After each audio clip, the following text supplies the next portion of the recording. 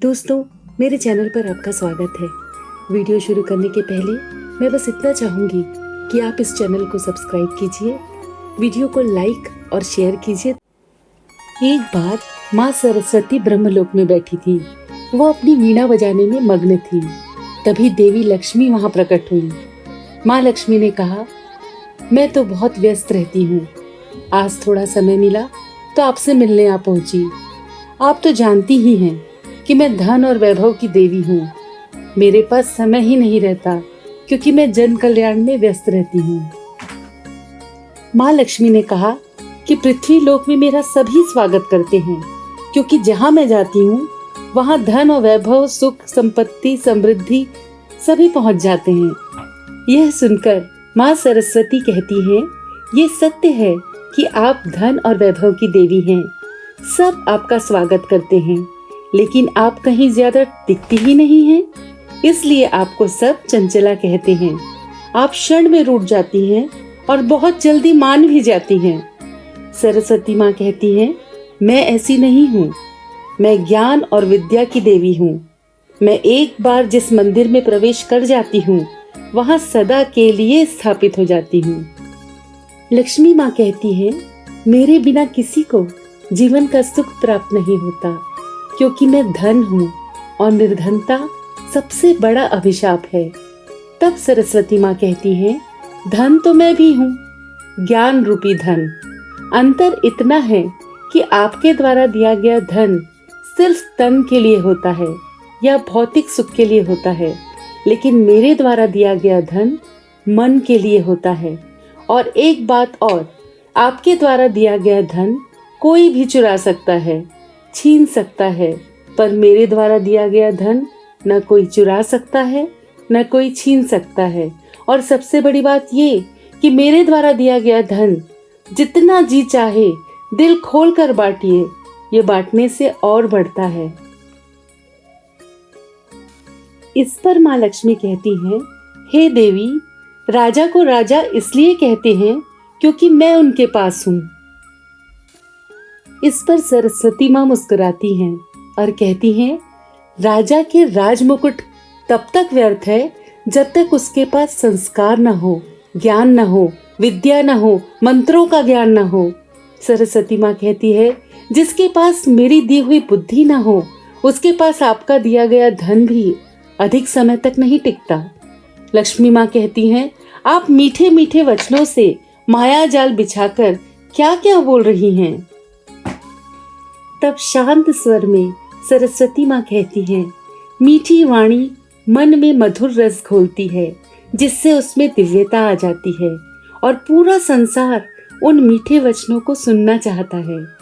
माँ लक्ष्मी कहती हैं, पर आपको यह पता है कि मेरे आगमन से उदास वातावरण रंगमय हो जाता है, मेरा आना रोते हुए को हंसा जाता है।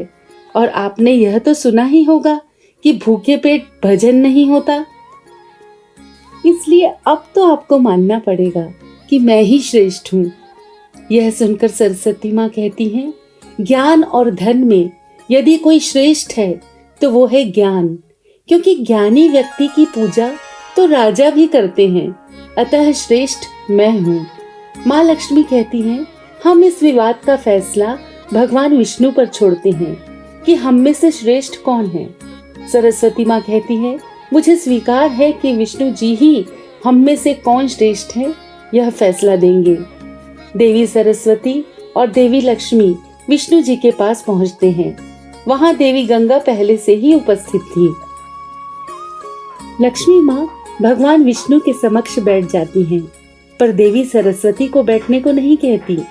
इस पर देवी सरस्वती कहती हैं, हे देवी लक्ष्मी, आप मुझे स्वयं यहाँ लाई हैं और मुझे आसन ग्रहण करने को नहीं कहती। क्या आपके यहाँ अतिथियों का ऐसे सत्कार किया जाता है? तब गंगा माँ बोली, क्षमा कीजिए देवी सरस्वती, माँ लक्ष्मी तो भगवान विष्णु के हृदय में निवास करती हैं और मुझे अपने चरणों में रहने का अधिकार स्वयं भगवान विष्णु ने दिया है। जहाँ तक आपकी बात है तो आपके लिए यहाँ स्थान की कमी सदैव ही रहती है।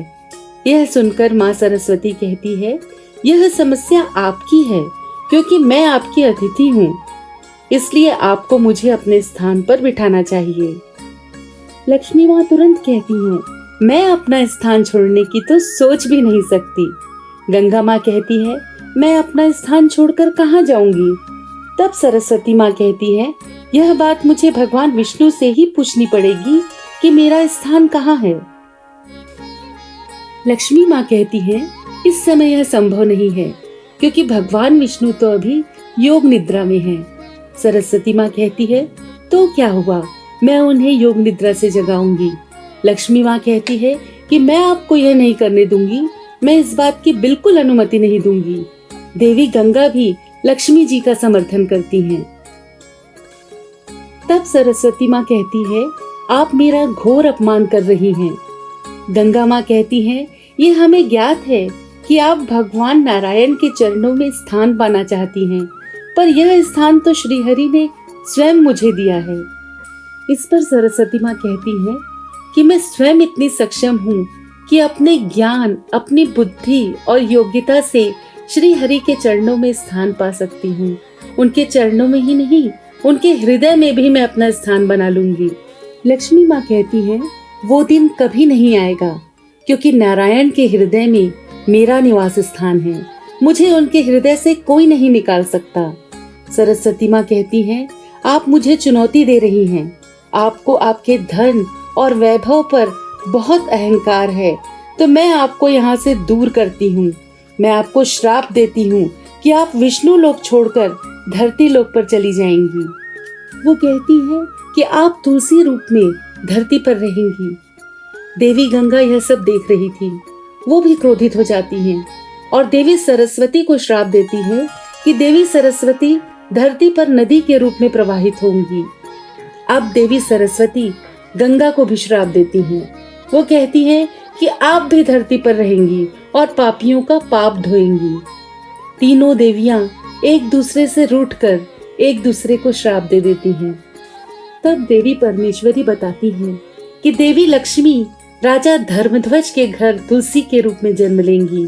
देवी सरस्वती एक कल्याणकारी जलधारा का रूप लेंगी और देवी गंगा को भागीरथ नाम के महान तपस्वी धरती पर उतारेंगे। नारायण अपने ध्यान से बाहर आते हैं। तब लक्ष्मी माँ कहती हैं कि देवी सरस्वती ने मुझे श्राप दिया है, मुझे आपसे दूर जाना होगा। तब नारायण लक्ष्मी जी को समझाते हैं, ये श्राप के कारण नहीं, ये तो विधि का विधान है जो पहले ही तय हो चुका था। पृथ्वी लोक पर राजा धर्मध्वज की कोई संतान नहीं है। वो आपको संतान रूप में पाने के लिए कठिन तपस्या कर रहे हैं। उनके शरीर पर मिट्टी ने कब्जा कर लिया है। वो बहुत कष्ट सह रहे हैं और ओम श्री लक्ष्मी देवाय नमः का जाप करते जा रहे हैं। लक्ष्मी जी कहती हैं, इतने निर्मल मन से ये मेरी तपस्या कर रहे हैं, मुझे तो इन्हें वरदान देना ही होगा, लेकिन मैं आपके बिना पृथ्वी लोक पर कैसे रहूंगी। तब विष्णु जी कहते हैं, आप चिंता मत कीजिए, जिस तरह आप मेरे बिना अधूरी हैं, उसी तरह मैं भी आपके बिना अधूरा हूँ। मैं आपसे बहुत जल्द मिलूंगा, आप अपना कर्तव्य निभाइए। फिर देवी परमेश्वरी की इच्छा से तीनों देवियों ने जन कल्याण में अपना सहयोग दिया।